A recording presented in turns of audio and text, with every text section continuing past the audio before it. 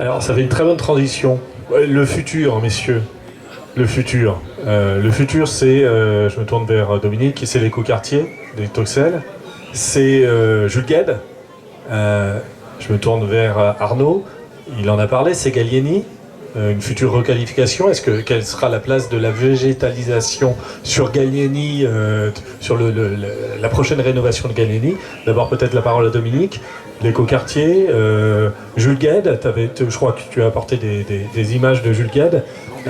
Est-ce que ça va être tout béton? Est-ce que ça va être moche? Enfin, je connais déjà la réponse. Voilà. Alors, pour ce qui est de l'écoquartier, l'idée c'est de protéger le maximum le parc. Le parc arboré. Donc, pour dire par exemple que les choses évoluent, au départ il devait y avoir 37 constructions, il y en aura 16. Les arbres sont maintenus. Bon, voilà, après, on en est au début de la commercialisation.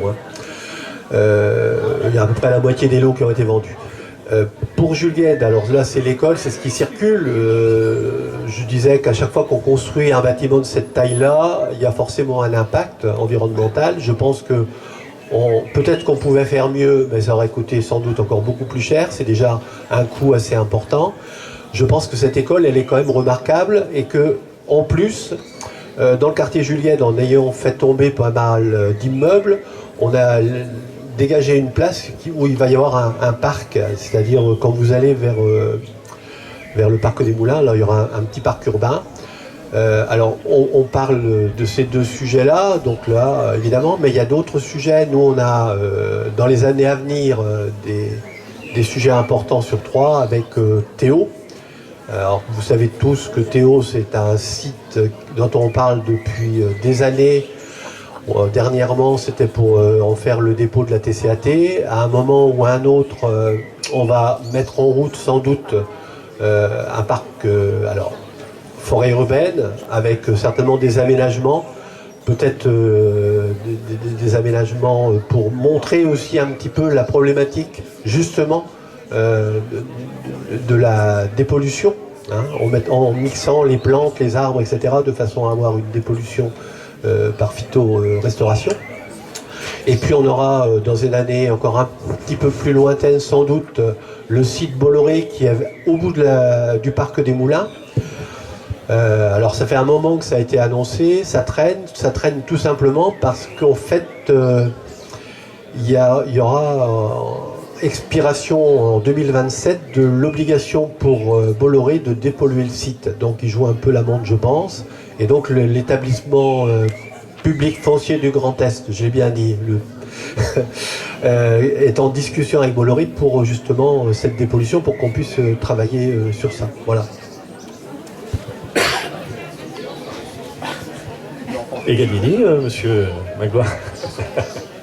Ah, vous avez entendu que c'est... Alors sur Gallieni-Leclerc, c'est un échange qu'on a régulièrement avec l'agglomération, puisqu'on est sur une voie... Alors, une petite partie voie départementale et une autre partie voie communautaire. Ça fait partie d'échanges soutenus avec l'agglomération sur le périmètre de la requalification, éventuellement le coût, etc. Mais en tout cas, on pousse le dossier. Mais comme c'est un dossier communautaire, mais ce n'est pas que nous. On a quand même un linéaire qui est aussi important, donc ce qui représente aussi un coût. Donc c'est aussi la question du financement de ce projet. En tout cas, sur la question... Ce qui devront être pris en compte, c'est la question de la mobilité sur cet axe et de la partie en végétalisation. Après, la question des arbres qui sont présents, c'est de se dire est-ce qu'on les garde, on les garde pas, enfin, et il faudra vraiment se poser la question, notamment sur la question des aménagements. Pour autant, c'est-à-dire que la place de la verdure, ça par contre, ça sera un vrai enjeu parce que on est sur un linéaire qui est très large et on se rend compte notamment l'été. Enfin, c'est un vrai puits de chaleur. Donc il y a la question de la désimperméabilisation, on aura la question de la végétalisation de l'axe pour que ça soit aussi agréable. Et quand on dit agréable, c'est agréable de se promener, c'est agréable de faire quelques achats avec des commerçants indépendants, enfin pour la plupart indépendants et de qualité. Et donc voilà, mobilité, végétalisation de l'axe. Ça fera partie des lignes directrices du projet, mais du projet qui sera partagé avec l'agglomération, puisque cette voie est une voie communautaire, de compétences communautaires.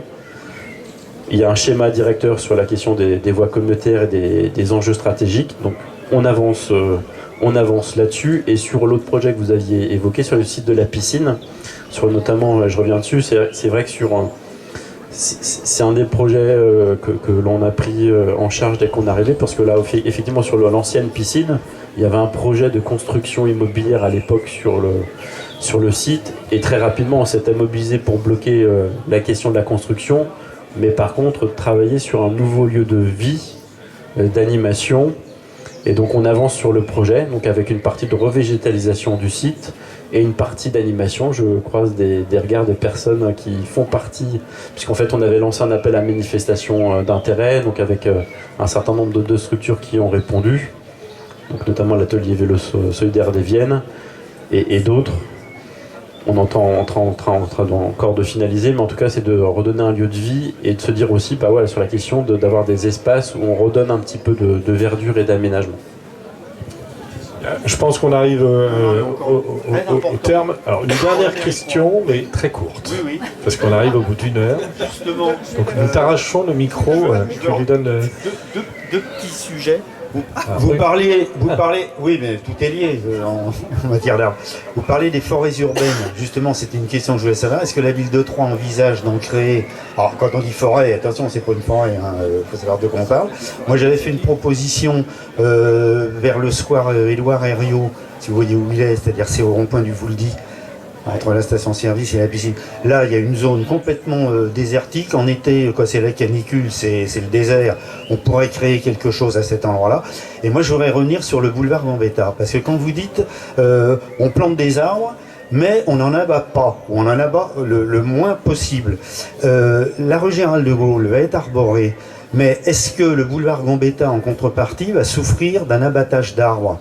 Notamment à partir du moment où les bus ne passeront plus rue Général de Gaulle et seront amenés, bon, il n'y en a pas un toutes les 30 minutes non plus.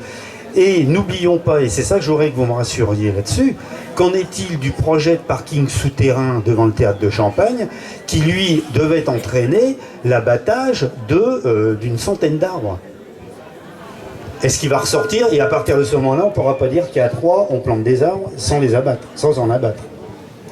Bon, alors, pour le square vers le Vouldy, il n'y aura pas de forêt urbaine, c'est sûr, ça va être réaménagé, c'est dans les tuyaux, bientôt même, je crois, on commence.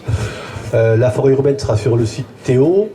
Alors, une forêt, théoriquement, c'est à partir d'un demi-hectare, on parle de forêt. Bon, donc il y aura certainement une forêt urbaine à cet endroit-là, un peu contrainte, puisqu'il y a le problème de la pollution. Mais il n'empêche, encore une fois, l'idée, quand je dis l'idée, c'est la mienne, mais bon, elle est un petit peu partagée, c'est de faire un circuit surélevé pour ne pas être sur la pollution et montrer un petit peu tous les enjeux de la dépollution. Pour Gambetta, alors, ça sera effectivement, là en municipalité, ça a été déjà évoqué. L'adjoint chargé de la requalification a proposé l'abattage d'un arbre et ça a déjà été très compliqué, donc voilà, il n'y a pas consensus pour abattre les arbres, ça c'est clair. Le maire est contre. Après, il y a une requalification qui va être accompagnée. Quand vous dites par exemple les bus vont passer sur Gambetta, effectivement à partir du moment où les bus passent sur Gambetta, on a aussi détourné c'est pas encore annoncé, je crois ça. Il y a des bus qui vont être détournés de l'autre côté vers le 14 juillet qui passaient sur Gambetta. Et il va y avoir des navettes électriques qui vont permettre de ne plus faire passer de bus au milieu. Donc rue Émile Zola, rue de Gaulle, etc. Donc ça c'est un enjeu important parce que ça va permettre de remettre de la vie. Et puis ça va permettre aussi de ne pas abîmer les pavés de la rue Émile Zola avec les bus qui sont un peu trop lourds. Bon, donc en théorie, les aménagements qui sont faits sont pour éviter de mettre trop de bus sur Gambetta, pas seulement parce que c'est pas joli, mais parce qu'il y a des habitants rue Gambetta qui se disent si on remet tous les bus sur Gambetta, ça va être infernal.